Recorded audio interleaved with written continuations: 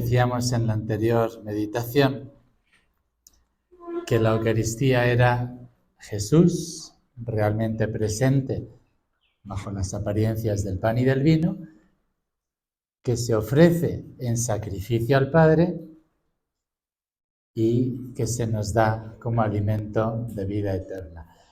En la anterior vimos la primera parte, la Eucaristía es Jesús realmente presente bajo las apariencias del pan y del vino. En esta meditación vamos a ver la segunda parte, que se ofrece en sacrificio al Padre por nosotros. La Eucaristía como sacrificio. Primero, ¿qué es un sacrificio? Vamos a ver algunas cosas que son del catecismo, pero que siempre ayuda a recordar, refrescar, para luego poder profundizar un poquito más, ¿no? ¿Qué es un sacrificio? El sacrificio es una práctica universal en todas las religiones. Todas las religiones tienen algún tipo de sacrificio. Consiste en privarse de algo para ofrecerlo a la divinidad. Eso es el sacrificio. Yo me privo de algo para ofrecer algo en regalo a la divinidad.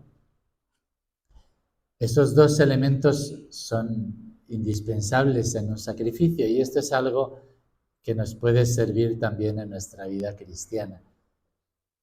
Por un lado, la finalidad del sacrificio es ofrecer un regalo, pero tiene que ser algo que de alguna forma me cueste, aunque me cueste en dinero, tiempo, lo que sea, pero uno tiene que, privarse de algo, de la comodidad, dinero, un bien concreto, para ofrecer un regalo. Y cuando uno lo ofrece a la divinidad, ese regalo queda santificado, por eso se llama sacrificio, hacer sagrado. Cuando Dios nuestro Señor acepta el sacrificio, ese sacrificio queda elevado, tiene una mayor dignidad, ¿no? Yo puedo, por ejemplo, en los sacrificios del Antiguo Testamento, yo puedo matar un cordero y eso no es un sacrificio, pero cuando yo mato el cordero y lo ofrezco a Dios nuestro Señor, ese privarme del cordero para entregarlo a Dios, eso tiene una dignidad especial, ese acto. En el Antiguo Testamento había diversos tipos de sacrificios. Por un lado estaban los sacrificios incruentos, es decir, que no había derramamiento de sangre. Uno también podía ofrecer frutos del campo en general. Y luego estaban los sacrificios cruentos, es decir, aquellos en los que había derramamiento de sangre, que se sacrificaba algún animal. Dentro de estos sacrificios había varios tipos. Estaba el sacrificio, por ejemplo, de comunión, también llamado sacrificio pacífico o de acción de gracias. En este sacrificio de comunión, la víctima se repartía entre Dios, el sacerdote y la persona que ofrecía el sacrificio. Entonces, supongamos que era un cordero, entonces parte se separaba para el sacerdote que ofrecía el sacrificio, parte se apartaba para la persona o la familia que ofrecía el sacrificio y parte se quemaba en ofrenda a Dios nuestro Señor. Se llamaban sacrificios de comunión porque como Dios, el sacerdote y la persona que ofrecía el sacrificio compartían la misma mesa, compartían el mismo alimento, era señal de unidad entre ellos. ¿Sí? Al ofrecer ese sacrificio, esa víctima a Dios nuestro Señor y compartir el alimento, ya ven que para los judíos sentarse a la mesa con alguien y compartir el alimento era como una alianza. ¿Sí? Hemos comido en la misma mesa, ya no me puedes traicionar. ¿Sí? Por eso esa costumbre, esa forma de pensar está arraigadísima entre ellos. Ellos no pueden invitar a comer a cualquiera, porque si comes con esa persona, ya has hecho alianza con él. Sí.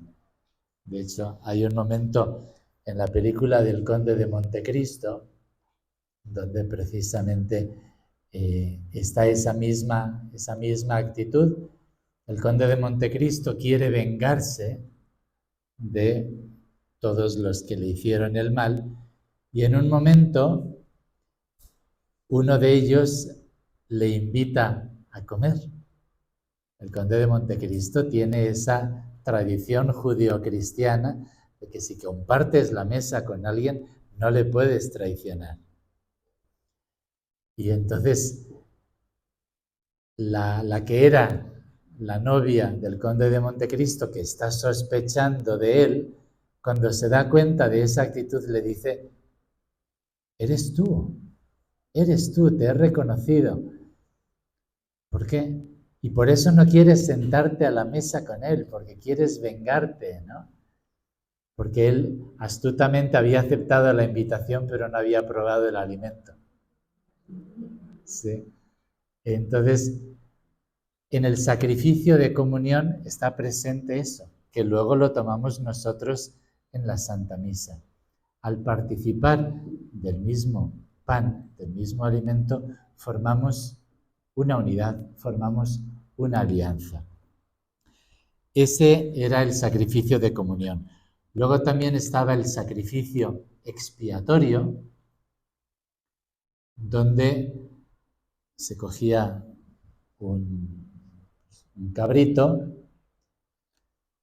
se le hacían ahí unas oraciones de forma que ese sacrificio, ese chivo, cargara con los pecados de todo el pueblo y luego a ese chivo se le soltaba y se le abandonaba a la muerte. Por eso se llama chivo expiatorio, ¿no?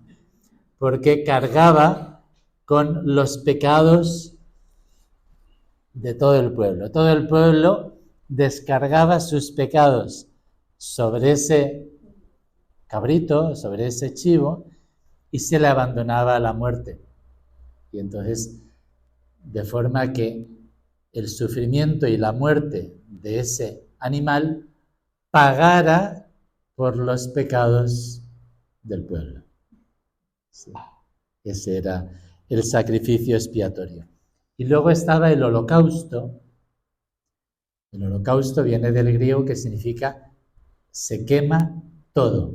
Ya ven que en el sacrificio de comunión mitad era para Dios, una parte era para Dios, otra para el sacerdote y otra para la persona o familia que ofrecía. En el holocausto no. En el holocausto todo se quemaba. La ofrenda era absolutamente entera para Dios nuestro Señor. Y era un acto de adoración, de alabanza, porque el único, por decir así, que recibía la víctima, pues era Dios nuestro Señor, ¿no?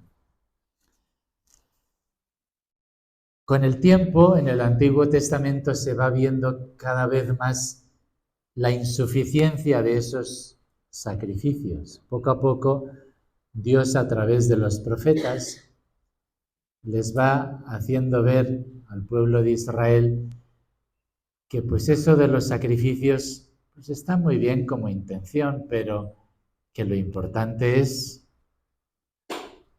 uno, ¿no? O sea, tú puedes descargar los pecados sobre ese chivo, pero lo importante es que tú estés arrepentido y que a ti te duela ese pecado, ¿no? Entonces, cada vez se va comprendiendo más la necesidad de involucrarse uno en el sacrificio. Porque ¿qué culpa tienen los animales, no? Y entonces, poco a poco la gente va entendiendo, el pueblo de Israel va entendiendo que en el sacrificio, para que sea grato a Dios, tiene que involucrarse uno personalmente. Y no que el animal pague por mis pecados, ¿no? Entonces, que más que ofrecer el cordero, soy yo el que me tengo que ofrecer. Entonces, cada vez se va comprendiendo la insuficiencia de los sacrificios de animales y la necesidad de sacrificarse, de involucrarse uno personalmente. Pero claro, por otro lado, también a través de los profetas, las personas van entendiendo que, ok, tengo que involucrarme yo, pero ¿qué puedo ofrecerle yo a Dios que no lo reciba de Él? ¿Qué le voy a ofrecer si todo lo que tengo lo he recibido de Él? Y además, yo, que soy tan poquita cosa, ¿qué le puedo ofrecer a Dios nuestro Señor? Supongamos, he cometido un grave pecado. ¿Y qué puedo hacer?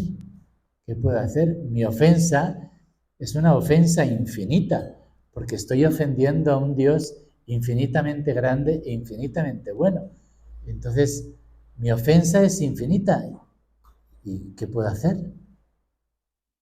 Yo soy bien poca cosa, aunque dedicar el resto de mi vida a una vida de penitencia nunca será suficiente para compensar esa ofensa que le he hecho a Dios, porque Él es infinitamente grande.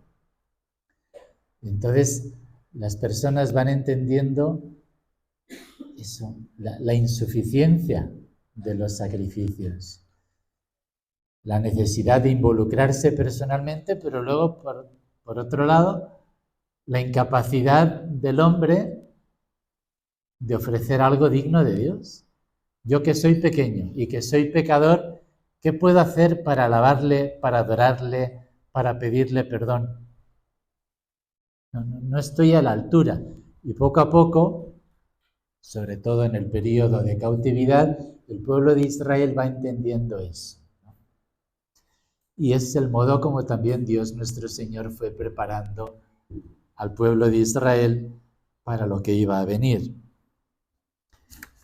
Que, dado que la distancia que nos separa de Dios es infinita, el hombre jamás podría ofrecer algo a la altura de Dios.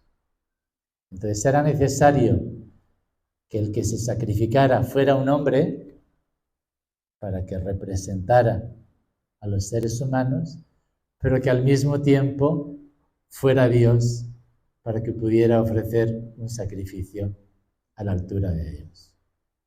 Poco a poco, el pueblo de Israel, con la guía de los profetas, fue entendiendo esto, hasta que llega el sacrificio de nuestro Señor en la cruz. Y el sacrificio de nuestro Señor en la cruz es precisamente eso, lo que se llama el sacrificio de la nueva alianza. Para entender eso, hay que entender cómo fue la antigua alianza. En la antigua alianza, Moisés lo que hizo fue sacrificar la víctima y con la sangre de la víctima rociaba el altar, que simbolizaba a Dios nuestro Señor, y luego 12 piedras que simbolizaba cada una de las tribus de Israel. Entonces, con la sangre de la víctima rociaba el altar y rociaba las 12 piedras. ¿Qué significaba eso? La misma sangre había caído sobre el altar que sobre las piedras que simbolizaban a las tribus. La sangre para los judíos también era un símbolo muy, muy fuerte. Que la misma sangre cayera sobre el altar y sobre las piedras que representaban al pueblo de Israel, quería decir, hemos hecho un pacto. Hemos hecho un pacto. Entonces, por ese pacto, nosotros somos el pueblo de Dios, Él es nuestro Dios, vamos a obedecer sus mandamientos, vamos a seguir lo que Él nos vaya indicando, y Dios nuestro Señor se compromete a ser su Dios, a protegerlos, a guiarlos, a defenderlos. Esa era la antigua alianza. En la nueva alianza, esa sangre ya no es un cordero, sino que esa sangre es la sangre de Jesús, el Cordero de Dios que quita el pecado del mundo. Y esa sangre se derrama para Dios y para salvación de los hombres. Por eso es tan fuerte esa expresión. Cuando uno escucha esa expresión tiene que entender todo lo que hay detrás. Si no, uno dice, bueno, ¿qué es eso de la nueva alianza? Es el pacto, es la alianza que nosotros tenemos ahora con Dios gracias al sacrificio que Jesús hizo por nosotros, gracias a la sangre que Él derramó por nosotros. Ese es el sacrificio de Jesús en la cruz. Lo he simplificado mucho, hay mucha teología detrás, pero en palabras sencillas es lo que les acabo de decir. ¿Y la Eucaristía qué es? La Eucaristía es ese mismo sacrificio de Jesús en la cruz. En la última cena, Jesús anticipó sacramentalmente el sacrificio que iba a realizar en la cruz. Por decir así, la última cena es una misa anticipada.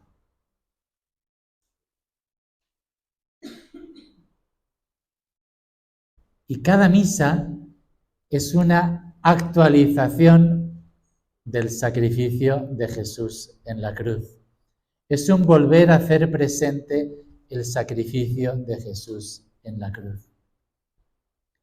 Por eso, cuando Jesús en la última cena toma el cáliz, dice, tomen, beban, esta es mi sangre, sangre de la nueva alianza, que será derramada por ustedes. Será derramada el Viernes Santo, pero yo ya lo estoy anticipando. Un teólogo sabiamente dijo que después de la última cena, Jesús ya no se podía echar para atrás, porque ya en la última cena se había realizado el sacrificio de Jesús en la cruz. Simplemente había que realizarlo de forma cruenta, pero él ya lo había anticipado sacramentalmente en la última cena. ¿Sí? Entonces el sacrificio de Jesús en la cruz es la nueva alianza que nos une con el Señor, que nos hace suyos a través de ese sacrificio de Jesús en la cruz. La última cena lo anticipa sacramentalmente y cada misa lo renueva, lo hace presente, lo actualiza. Pero tanto el sacrificio en la cruz como la última cena, como cada misa, es el único y eterno sacrificio. Solamente hay un sacrificio de Jesús en la cruz. Sí. Solamente hay uno. Y es que no puede haber más, porque el sacrificio de Jesús es un sacrificio de Dios que se ofrece. En el Antiguo Testamento había que estar ofreciendo sacrificios por cada pecado. Por eso, porque los que ofrecían el sacrificio eran seres humanos. Cuando Jesús, que es Dios, se ofrece de una vez para siempre y salva a todos los seres humanos antes y después de él. Es un sacrificio infinito, definitivo, eterno, único.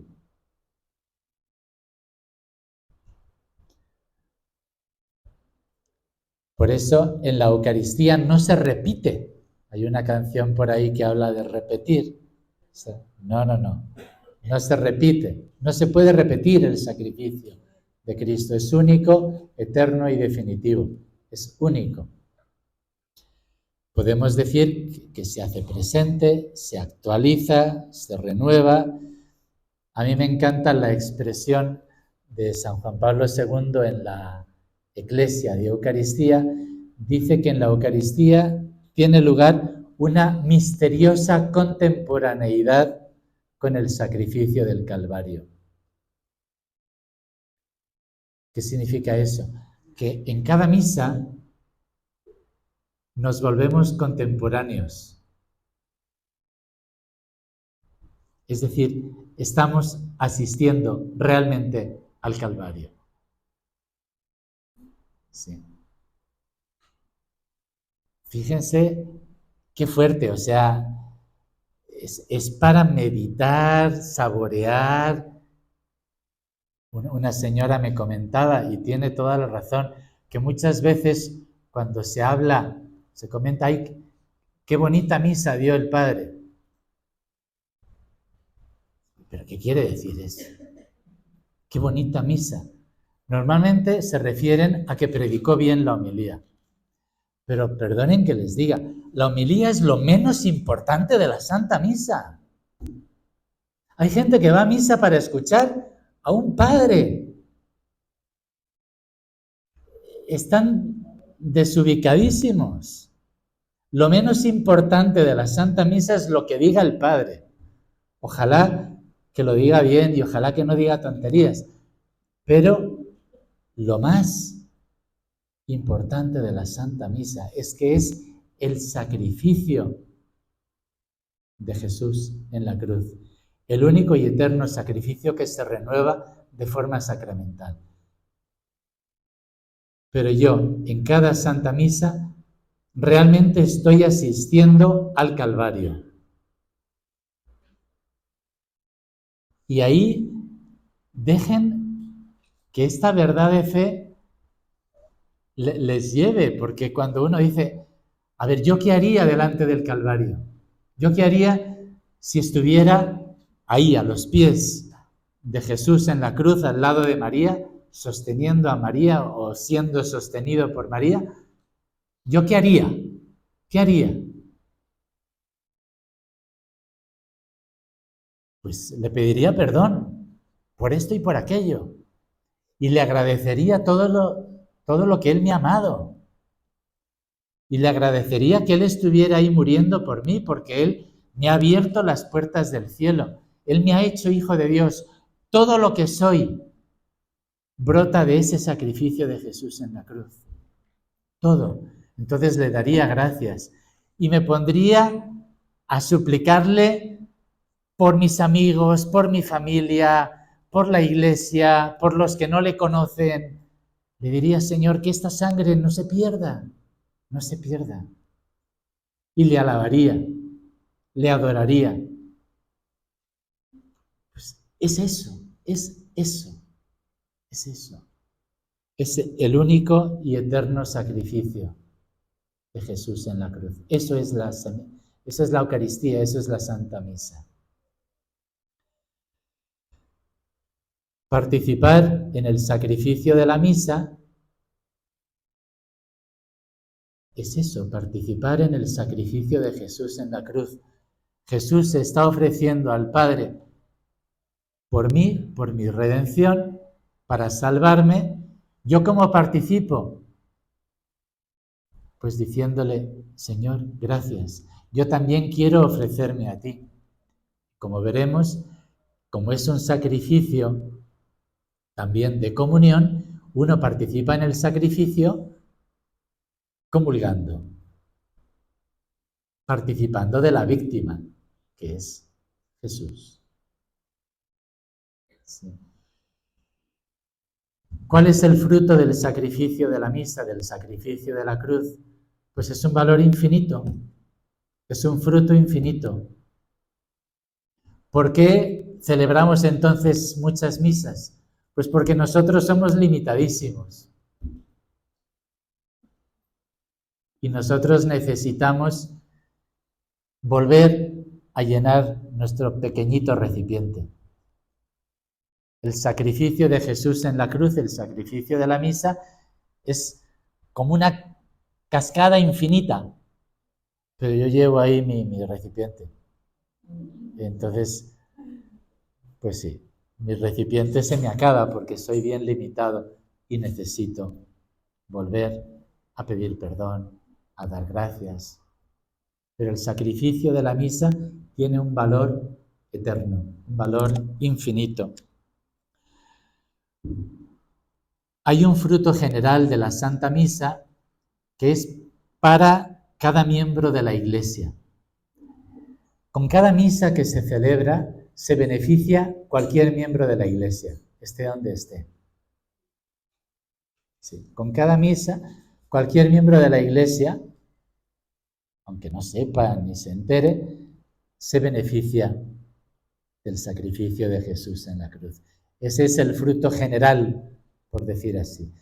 Luego está el fruto particular. La misa se puede ofrecer por esta intención, esta persona que lo pide, este grupo. Ese es el fruto particular. Después está el fruto especial, el de cada persona que participa en el sacrificio de la misa. Y ahí ya depende, este fruto ya depende de cada quien. Depende del fervor, depende de la fe, depende de si comulga o no comulga. Si comulgas, el fruto es mayor, porque tu participación en el sacrificio de la misa es mayor. Y luego está el fruto especialísimo, que es del sacerdote que celebra la misa, por su especial unión con Cristo. Y ahí no se olviden de pedir también por los sacerdotes para que nunca nos acostumbremos a este milagro, y que celebremos el sacrificio de Jesús en la cruz, así, como si fuera cualquier cosa. Por eso el Concilio Vaticano II decía que la Eucaristía es la fuente y el culmen de la vida y de la misión de la Iglesia. La Eucaristía es la fuente y la cumbre de la vida y de la misión de la Iglesia. ¿Qué significa la fuente? Que todo nos viene de la Eucaristía. Todo nos viene de la Eucaristía, porque todo nos viene del sacrificio de Jesús en la cruz. Y la Eucaristía y el sacrificio de Jesús en la cruz son la misma cosa. Obviamente, el sacrificio de Jesús en la cruz fue cruento, con derramamiento de sangre. En la Eucaristía es a través de la fe, de forma sacramental, pero realmente es el mismo sacrificio. Entonces decíamos, es la fuente de la vida y de la misión de la Iglesia y es la cumbre de la vida y de la misión de la Iglesia. Es decir, no podemos hacer nada más importante que la Eucaristía. No hay nada que podamos ofrecer mejor para dar gracias a Dios que una misa. No hay nada más importante, más eficaz que la Eucaristía.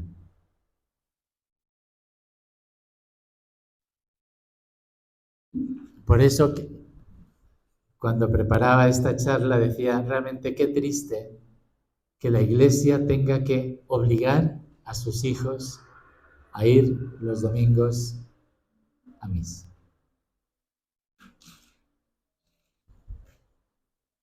Cuando lo pensé dije, qué pobres somos, qué pobre corazón tenemos que nos tengan que obligar para asistir al Calvario. Y que si no fuera obligatorio, a lo mejor no iríamos.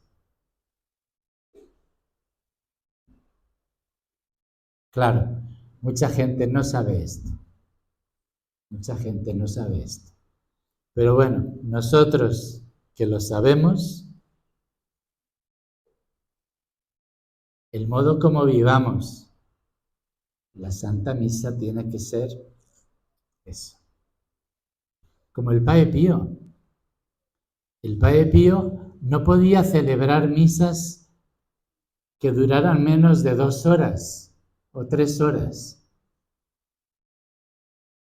Y la Santa Sede le decía, no, media hora, porque, claro, la Santa Sede no quería que se creara un espectáculo en torno al Padre Pío. Pero es que el Padre Pío, en cuanto se ponía delante del altar, se volvía contemporáneo del sacrificio del Calvario. Y entonces, cuando levantaba la hostia, sentía como cuando le estaban levantando a Jesús en la cruz. Y entonces, claro, aprovechaba para pedir, alabar, suplicar, pedir perdón, porque eso es la misa. Eso es la misa. Me acuerdo ahora del padre Álvaro Corcuera, él era bien simpático, bien sencillo. En una charla nos dijo que él durante muchos años, cuando oía hablar del sacrificio de la misa, pensaba que era el sacrificio de ir a la misa. Desgraciadamente, a veces pasa. Para muchos es eso. La misa es un sacrificio, pero no por lo que estamos diciendo, sino, ay, tengo que ir a misa. No, ojalá que nuestra fe y nuestro amor se renueve para que cada misa sea lo que tiene que ser, un estar ahí a los pies del Calvario.